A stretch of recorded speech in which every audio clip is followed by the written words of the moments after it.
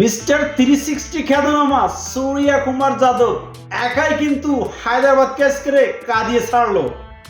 একাই দলকে জিতিয়ে মাঠ ছাড়লো। কি খেলা দেখালো সূর্যা কুমার যাদব আজকে। 12টা 4 মারছে, 6টা ছক্কা মারছে, শেষ পর্যন্ত 102 রানে অপরাজিত রয়েছে সূর্যা কুমার যাদব। একটা সময় মনে হচ্ছিল মুম্বাইয়ের হারটা কিন্তু প্রায় নিশ্চিত। যখন 4 ওভারে 1 বলের ভিতরে 3 উইকেট পড়ে গেছে 31 রানের মাথায়, তখন কি ভাবছিলাম যে মুম্বাই কিন্তু হেরে গেল এখানেই, আর মুম্বাই খেলায় ফিরতে পারবে না। কিন্তু তখনই ব্যাটে আসলেন কে? সূর্যা কুমার যাদব। আর সূর্যা কুমার যাদব তার দিনে সে কি করতে পারে এটা সবারই জানা। আর আজ করে সেই 174 রান শেষ করে গেল সূর্যা কুমার যাদব 7 ওভার 2 বলে। যে মুম্বাই একটা সময় কিন্তু ধুঁকতেছিল, যে মনে হচ্ছিল এই মুম্বাই আর জিততে পারবে না, কিন্তু না, সূর্যা কুমার যাদব তিলক বর্মাকে এক মাথায় দাঁড়িয়ে রেখে মনে করেন 12-4 ও 6 ছক্কার সাহায্যে 51 বলে 102 রানে অপরাজিত ইনিংস খেলে দলকে জিতিয়ে মাঠ ছাড়লেন সূর্যা কুমার যাদব। আজকের মুম্বাই ইন্ডিয়ান্সের ক্যাপ্টেন হার্দিক পান্ডিয়া আজকে কিন্তু প্রথম টস জিতে প্রথম ফিল্ডিং করার সিদ্ধান্ত নেয়। জবাবে ব্যাট করতে আসে হায়দ্রাবাদ। বরাবরের মতন আজকের ওপেন করতে নামে অভিষেক শর্মা, ট্রাভিস হেড। দুজনেই কিন্তু ভালো শুরুর ইঙ্গিত দিলে কিন্তু ইনিংস বড় করতে পারেনি অভিষেক শর্মা। মাত্র 9 রান করে 1 ছক্কার সাহায্যে প্যাভিলিয়নে ফেরে অভিষেক শর্মা। অন্যদিকে ট্রাভিস হেড খেলেন 48 রানের একটা ইনিংস, যে ইনিংসটা আজকে হায়দ্রাবাদের পক্ষে সবচেয়ে হাইয়েস্ট ইনিংস। নীতিশ রেড্ডি সে করে 15 রান। মার্কারের জায়গায় সুযোগ পাওয়া মার্কো জনসন করে 12 বলে 19 রান। ও লাস্টের দিকে মনে করেন একটা সময় 125 রানে 7 উইকেট পড়ে ধুঁকতে থাকে হায়দ্রাবাদ। লাস্টের দিকে সে ক্যাপ্টেন প্যাট কামিন্স সে কিন্তু নিজের দায়িত্ব নিজেই কাঁধে তুলে নেয়, আর তার ঝোলো ইনিংসের উপর ভর করে কিন্তু হায়দ্রাবাদ বোর্ডে তোলে 173 রান। প্যাট কামিন্স করে 19 বলে 35 রান, 2 ছক্কা ও 2 চারের সাহায্যে। লাস্টে প্যাট কামিন্সের ইনিংসের উপরেই কিন্তু হায়দ্রাবাদ পায় 173 রানের পুঁজি।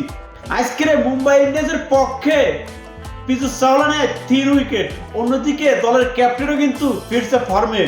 বল হাতে সেও কিন্তু আজকে চমক দেখাইছে। 4 ওভারে 30 রান দিয়ে নিচে 3 উইকেট হার্দিক পান্ডিয়া। জশপ্রীত বুমরা নিচে 1 উইকেট। 174 রান ব্যাট করতে নেমে মুম্বাই ইন্ডিয়ান্স প্রথম 22 রানের মাথায় কিন্তু ঈশান কিষানের উইকেট হারায়। ঈশান কিষান 9 রান করে কিন্তু প্যাভিলিয়নে ফিরে যায়। 32 রানের মাথায় গিয়ে রোহিত শর্মার উইকেট হারায়। তারপরেই কিন্তু আবারও 32 রানের মাথায় নুমানদির আউট।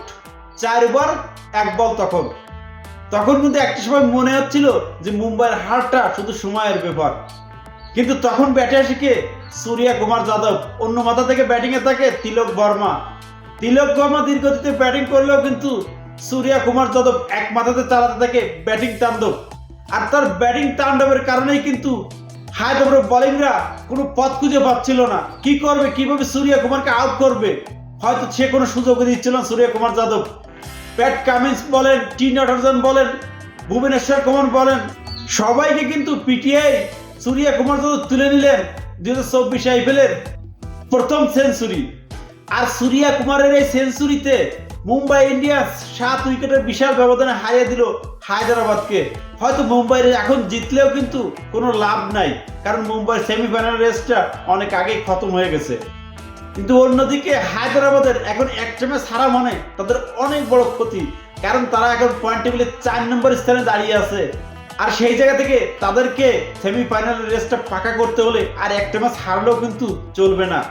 কারণ অন্যদিকে আরসিবি তলা নিতে থাকে। আরসিবি এখন চলে গেছে 7 নম্বরে।